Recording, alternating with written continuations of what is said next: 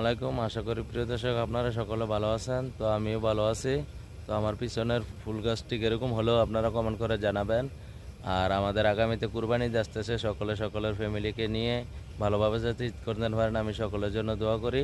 আর আমরা দূরপ্রবাসে যারা আছি, আমরা একজন প্রবাসী আরেকজনকে সাপোর্ট করব, একজন আরেকজনের জন্য দোয়া করব।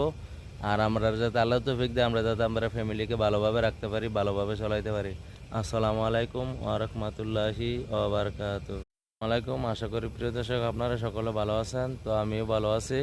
তো আমার পিছনের ফুল গাছটি এরকম হলেও আপনারা কমেন্ট করে জানাবেন। আর আমাদের আগামীতে কুরবানি ঈদ আসতেছে, সকলে সকলের ফ্যামিলিকে নিয়ে ভালোভাবে যাতে ঈদ করতে পারেন আমি সকলের জন্য দোয়া করি।